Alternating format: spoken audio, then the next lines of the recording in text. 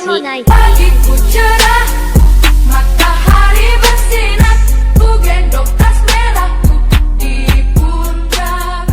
Selamat pagi semua, ku nantikan diri. Bismillahirrahmanirrahim. Assalamualaikum warahmatullahi wabarakatuh. Apa kabar anak-anakku semuanya? Semoga kalian selalu dalam lindungan Allah Subhanahu wa taala. Amin ya rabbal alamin. Kembali lagi dengan Misari. Kali ini fikih ibadah untuk kelas 4. Kita akan masuk materi bab yang kelima tentang sholat Jumat bagian yang ketiga. Sebelum kita memulai pembelajaran pada hari ini, mari sama-sama kita membaca basmalah dan doa sebelum belajar. Bismillahirrahmanirrahim. Rabbi zidna ilman warzuqni fahman. Amin ya rabbal alamin. Semoga Allah Subhanahu wa taala memberikan keberkahannya kepada kita semua. Amin ya rabbal alamin. Baik, kita masuk ke materi pembelajaran. Ini adalah materi yang terakhir dari pembahasan sholat Jumat, yaitu tata cara pelaksanaan sholat Jumat. Selanjutnya, Misari akan jelaskan dulu sedikit. Sholat Jumat adalah wajib bagi laki-laki dewasa. Namun, bagi anak laki-laki yang belum dewasa atau belum balik, ini adalah sebagai pembiasaan ya untuk melaksanakan sholat Jumat. Jadi ketika dewasa nanti sudah terbiasa melaksanakan sholat Jumat tanpa diperintah, tanpa disuruh, karena sudah melakukannya sedari kecil. Nah ini wajibnya sholat Jumat bagi laki-laki. Nah, agar sholat Jumat kita mendapat pahala dari Allah Subhanahu wa taala dan tidak sia-sia dalam mengerjakannya, maka dilakukan dengan cara yang baik dan benar serta mengikuti tata cara dan amalan sunnah yang dianjurkan di dalamnya. Kemudian dalam pelaksanaan sholat Jumat ada hal yang harus kalian ingat dan kalian kerjakan, ialah dilarang berbicara, bercanda, bersenda gurau, ngobrol pada saat khatib sedang berkhutbah. Jika dilakukan, maka sholat Jumatnya akan sia-sia.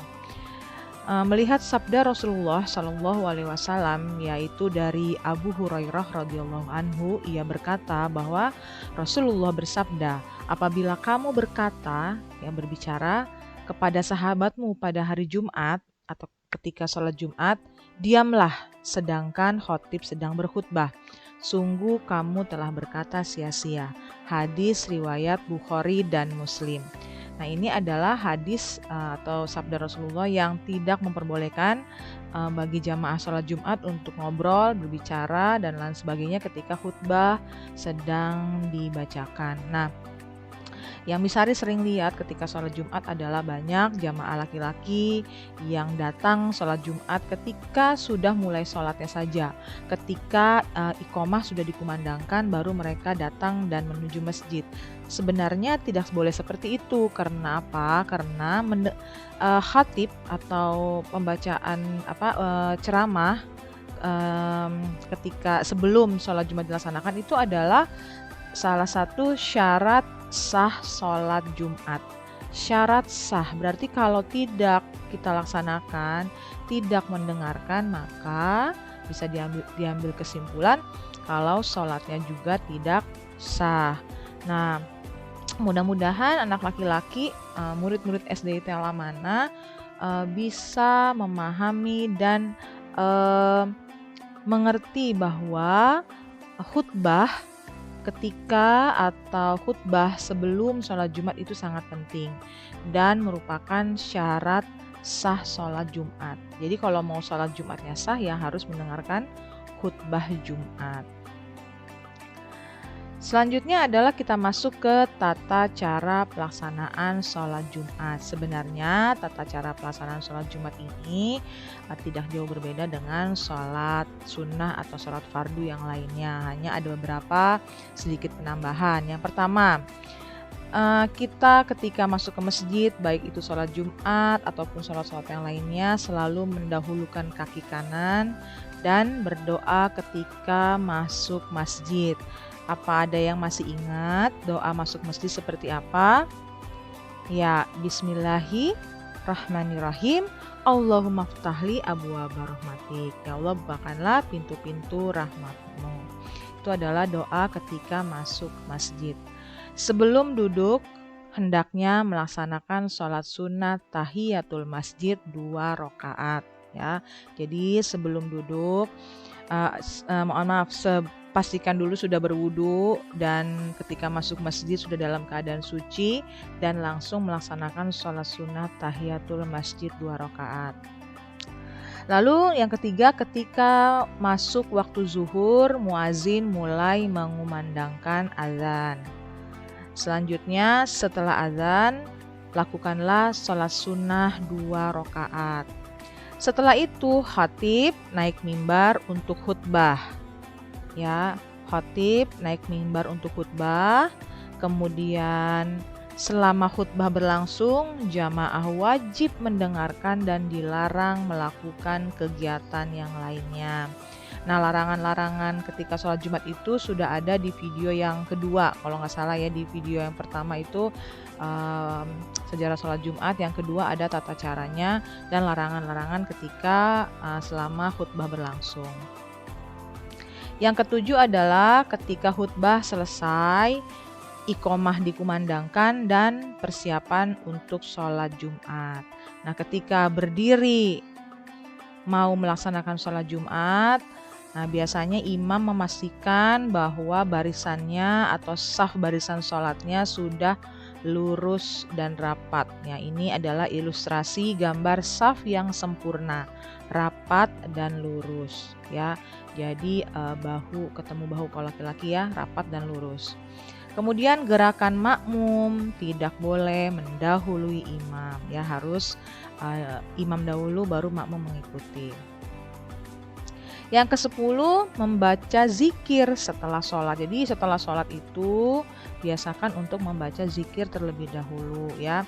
Baik itu sholat Jumat atau sholat fardu yang lainnya, biasakan membaca zikir ya. Subhanallah, alhamdulillah, Allahu Akbar ya, seperti itu. Membaca ayat kursi, membaca Al-Fatihah. Lalu melakukan sholat sunnah 2 rakaat setelah sholat Jumat. Nah, ini sholat sunnah 2 rakaat setelah sholat Jumat. Lalu keluar masjid dengan mendahulukan kaki kiri dan membaca doa keluar masjid. Nah, ini adalah tata cara pelaksanaan sholat Jumat.